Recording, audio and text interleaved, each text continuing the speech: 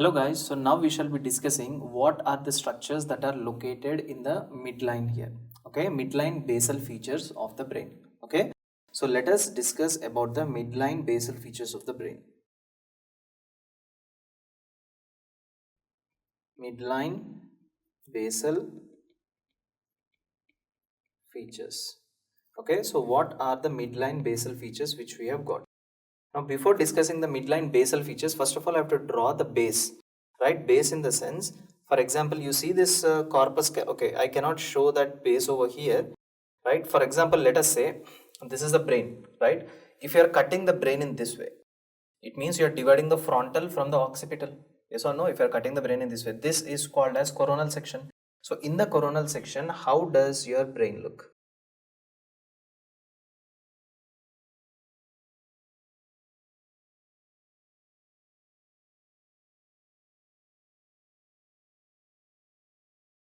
Right, this is the structure how it looks in the coronal section. Now here I have already told you, you see what is this entire structure over here, right? This entire structure over here is called as your, I have already discussed this is called as your corpus callosum. And I have also discussed, if you remember, this corpus callosum has got, see what is this C part over here? I hope you can very clearly visualize this C part, right? This C part over here is called as your trunk, right? And then I've discussed this A part over here. This A part over here is called as genu, and this E part over here is called as your splenium, right? And after that, if you see here in this picture, this band of fibrous is this band of fibers that are connecting both the cerebral hemispheres. This is called as your corpus callosum. Now on the coronal section, how you can exactly visualize this corpus callosum. So this is how you can exactly look at this corpus callosum, like this. You see, this is how you can look at the corpus callosum. Now this corpus callosum is having two parts, right? Two surfaces. So what are these two surfaces? This red color thing which I am drawing is called as the outer surface, and the blue color thing is called as the inner surface, right? So this is the outer surface of corpus callosum, and the other one is called as the inner surface of corpus callosum. Now just in the midline, if you see, in the midline there are two important structures here. If you see here, there is one very important structure that is coming down all the way in this way, like this, right? So what is this structure? This is not a pituitary gland or a pineal gland. Now what is this particular structure is that, if you can see, this is called as, it looks like a septum, right? So that is why you called as septum pellucidum. Okay, this is called as septum pellucidum. So this structure over here is called as septum pellucidum. Hanging down from the septum pellucidum, this structure which you have is called as a fornix. So I hope in the previous lectures I discussed what is fornix, right? So if this is a, yeah, this is a structure. You see, there is a fornix over here. So this thing I have already discussed, I guess, right? So in the previous lectures I have discussed that this particular one over here is called as your fornix. Okay, so as per the picture which I have drawn right now, you told me that above the fornix, what do you have? Above the fornix, you have got here septum pellucidum. Then where is septum pellucidum in this picture over here? Where is septum pellucidum? See, this structure which I am drawing right now is your septum pellucidum. Now by looking at this picture, which is a lateral view, right? Actually, this is the medial structure, right? From the medial side, when you see, you feel like this septum pellucidum is attached to the entire corpus callosum. But no, septum pellucidum is attached only to the middle part of the corpus callosum. You see, exactly in the middle it is attached. It is not attached like this entirely. Okay, it is attached in the middle. Second important thing I want to tell you here is that you see this fissure which you can see here, right? This fissure, can I name it as longitudinal fissure? This fissure over here is called as longitudinal fissure, right? Now, if I ask you where is the floor of the longitudinal fissure, what will you tell? See, this line which I'm drawing right now, can I call this as the floor of the longitudinal fissure? So, floor of the longitudinal fissure is having what? Can I tell floor of the longitudinal fissure is covered by this red color line? And what is this red color line? This red color line is nothing but called as the outer surface of corpus callosum. So can I tell like this, that outer surface of the corpus callosum forms the floor of longitudinal fissure? So this is the outer surface of corpus callosum. So outer surface of corpus callosum, this forms the what? This forms the floor of the longitudinal fissure. Outer surface of corpus callosum forms the floor of longitudinal fissure. And next you have got septum pellucidum, and after that down here you have got a fornix. Now exactly above this septum pellucidum, right? If you see, I'll shade this area. Exactly above this septum pellucidum, if you see here, can you see a pink color region over here which I'm shading right now? So this is something like a triangular shaped opening, or this is something like a cavity. Yes or no? So this is the cavity of what? Can I tell this is the cavity of septum pellucidum? Right? So that is the reason why this cavity is called as cavum septum pellucidum. So what is this cavity called as? This cavity over here is called as cavum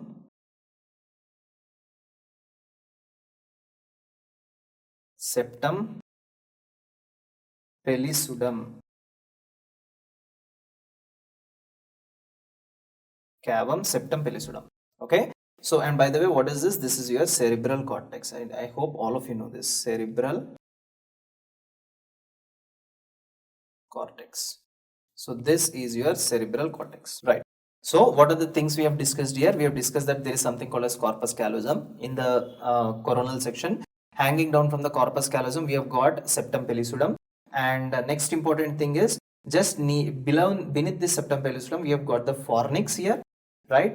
And I also told you the outer surface of corpus callosum, this forms the floor of longitudinal fissure. And I've also told you that in between this septum pellucidum, you have got a cavity like thing. This is called as cavum septum pellucidum, right? Now, another important thing, if we have to discuss in another way, if I have to show this picture to you, this is how I'm going to show it to you. Let us say this particular thing is your corpus callosum. Okay. So let us say this particular thing over here is your corpus callosum in this way. Now this corpus callosum, if you see, I have drawn two parts here. What are those two parts? This is called as the outer part of corpus callosum, and this is called as the inner part of the corpus callosum. Now in this outer and inner part, I told you again, where is septum pellucidum? Septum pellucidum is attached all along the corpus callosum or only the midline? The midline. So with this picture, it would be clear for you. So if you can see here, this exactly in the center of septum, exactly in the center of this corpus callosum, you can very clearly see that this septum pellucidum is attached over here. You see now, right? So this is your septum pellucidum. Yeah, I hope it is clear for you. So this is what I was telling you, that this is your corpus callosum, and exactly in the midline of the corpus callosum, you see, exactly in the midline of corpus callosum, you have got this structure called as septum pellucidum. Septum pellucidum, right? Now what we shall do is that we shall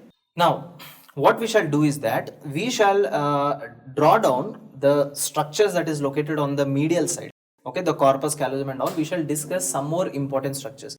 Whenever I am telling you that I am going to draw corpus callosum, it means am I drawing the superior lateral surface, or am I drawing the medial surface? I am drawing the medial surface. So these terminologies, if you are not understanding, you better watch the previous lectures, then you'll understand what is the superior lateral surface and what is the medial surface and all. Okay. So now I will draw the corpus callosum. It means I'm drawing the medial surface, and I'm going to explain you all the structures that are located below this corpus callosum. Okay. So just look at the picture now. Let us say that this is the medial surface of your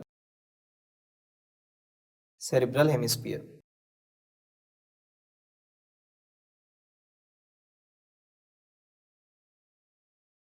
This is the medial surface of your cerebral hemisphere. Now, just for the picture's sake, let me rub out this part. And by the way, I hope all of you are clear. Just beneath your cerebral hemispheres, what do you have? Just beneath your cerebral hemispheres, you have got midbrain, right? So this is just a rough picture of the midbrain which I will be drawing right now. Let us say this part over here is your midbrain.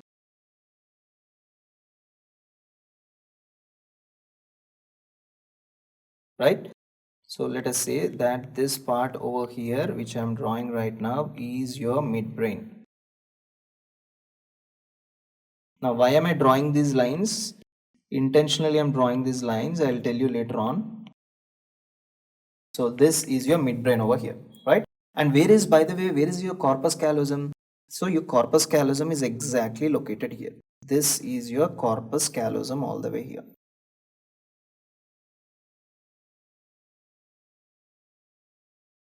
This is your corpus callosum. Now, in this corpus callosum also, another important thing. What is another important thing? I have already told you, if you remember, I have already told you that there is a structure that is located in the front, right? I think I have drawn it with the red color, right? So with the red color, I have drawn some important structure that is located in the front here, right? What is this called as? This is called as a gyno. And with the green color in the previous lecture, I have drawn another thing. This is called as your splenium of corpus callosum. Now, just behind the gyno, here you have got this structure which you can see here. This is called as a trunk or body of your corpus callosum. Trunk or body of your corpus callosum, right? Next important structure I want to mention here is that I told you that there is another structure. Okay, let me put this picture little bit up so that I will have space for the pictures. So I have already told you that there is a structure that is hanging down all the way from this gyno of corpus callosum, right? So this structure over here is called as rostrum, right? So let me first mention these names. So this one is called as what? This is called as the gyno of corpus callosum, and this one over here you call it as the rostrum of corpus callosum. Yes or no? Right. After this rostrum and gyno, down here I have got a structure which is circular like this, and I told you this is also called as a commissure, but this commissure is present towards the frontal lobe on the front side. And by the way, not to forget that this is the frontal pole, right? This is a temporal pole, and this one over here is a occipital pole. So this ball like structure which is present here is called as anterior commissure. What is this structure over here? This is called as anterior commissure. So this structure over here is called as your anterior commissure. Now hanging down from the anterior commissure, now this is a structure which I did not discuss. Hanging down from this anterior commissure, you have got another structure in the form of a stalk. Yes or no? So what is this structure previously which I discussed? This is the terminal part I told you, and it is completely straight. So this is called as linea terminalis. So these things already we have discussed, right? So this one is called as linea terminalis. Now, important thing you need to know is that just near the tip of this linea terminalis, here you have got a structure which is ball shaped like this, right? So what is this ball shaped structure which is located? This is called as your optic chiasm. And don't forget that you might get a doubt, sir, optic chiasm, you told me it is in the form of an X shape, that when you look from the inferior surface of your brain, but this is the medial surface of your brain, right? So this structure over here is called as your optic chiasm. Optic chiasma. Clear? Now, from this optic chiasma, if you see clearly, from this optic chiasma, you can see a structure, a tubercle like structure that is projecting like this, right? And this structure is called as tuber cinereum. Okay, this is called as tuber cinereum. And just behind that also there is another tuber cinereum, if you can see, right? Now these two tuber cinereums together they form a cone like projection, if you see, right? You can see a cone like projection that is formed. So you can see some structure called as tuber cinereum. So these two are tuber cinereums over here, right? So let me draw this part once again. So here I have told you that you have got a structure here. This is called as tuber cinereum. Tuber cinereum on one side, tuber cinereum on other side. Together they join to form a cone like projection, right? This cone like projection is called as medial eminence. Why are you calling it as medial eminence? Because right now we are discussing about the medial side. So this is called as medial eminence. Now, from this medial eminence, you see a stalk-like thing that is coming down. This stalk is called as pituitary stalk. Okay. Now, to this pituitary stalk, we have got a gland here. This is what is called as your pituitary gland. So, namely, you have got two pituitary glands. One is called as an anterior pituitary, another one is called as a posterior pituitary, right? So, let us just label these names. This is called as optic chiasm. Now, from this optic chiasm, this structure which is coming down, this is called as tuber cinereum. Tuber cinereum. What did I tell you? Tuber cinereums, both of them joined together to form a cone-like projection. This cone-like projection over here is called as your medial eminence. This is called as medial eminence. Now, from this medial eminence, a stalk-like thing that is coming down, this stalk is called as pituitary stalk. Pituitary stalk. Now, hanging down to this pituitary stalk, this structure which you have is called as your pituitary gland. Pituitary gland. Okay. So, pituitary stalk, or you can also call it as infundibulum if you remember, right? Infundibulum or pituitary stalk, and here you have got pituitary gland. Right, clear here? Right. Now, another important structure I want to mention here. So, what did I tell you in this picture over here? Right, in this picture, behind the optic chiasm, you have got a structure called as mammillary bodies. Right. So, if I have to draw the mammillary bodies, this is your optic chiasm. Behind the optic chiasm, somewhere here you will have mammillary bodies. How many mammillary bodies? You have got two, but from one side you can see only one mammillary body, right? So maybe this might be right or left mammillary body. Behind this mammillary body, you have got a substance like this. Okay, let me first draw it. You have got a substance like this, right? Now, what is happening with this substance? Just look at it. This substance is perforated, right? So, can I call this perforated substance as posterior perforated substance? Yes. So, two important things to mention here. This structure over here which you have over here is that posterior perforated substance. Posterior perforated substance. Okay. After this posterior perforated substance, this red color thing which you have over here is called as your mammillary bodies. Mammillary body, only one you can see, so mammillary body. This structure over here is called as your mammillary body, right? Now, another important thing I want to tell you here is that near the occipital side, here you have got a very small gland like this, right? So this gland which you have here, can I call it as epiphysis? What is the other name for epiphysis? That is called as your pineal gland, right? So this gland over here is called as epiphysis or pineal gland. Pineal gland, or you can also call it as epiphysis. So this is called as your pineal gland or epiphysis. Now, from your pineal gland or epiphysis, if you see here clearly, you see a stalk that is coming. So this stalk which is coming out of the pineal gland, can I call it as pineal stalk? Yes. So this stalk over here is called as your pineal stalk. This is called as your pineal stalk. Now, important thing to understand, from this pineal stalk, you have got two laminae that are coming up. What are these two laminae? See, one lamina is going up like this, one lamina is coming down like this. The lamina which is going up is called as superior laminae, and the lamina which is coming down is called as inferior lamina. Now, how does this superior lamina goes? First, just follow this picture which I am drawing right now. See, superior lamina is going anteriorly forward, then it is going posteriorly backward, and again it is coming anteriorly forward, right? And again it is going back and attaching all the way here. You see? In the same way, look at the inferior lamina. Inferior lamina is coming anteriorly forward and coming down all the way like this. So there are two laminae. One is called superior laminae, another one is called as inferior laminae. Superior lamina is coming anteriorly forward, again going back, again coming anteriorly forward and going up.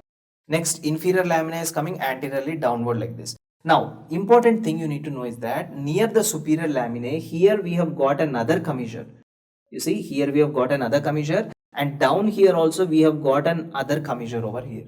So what is, this is very important.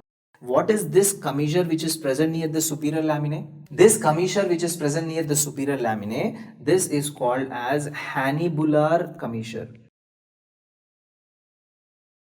Hannibular commissure. Hannibular commissure. And this commissure over here which you have here, this is called as a posterior commissure. Posterior commissure. Why? Because this is an anterior commissure, so you even have posterior commissure. And this commissure over here is called as hannibular commissure.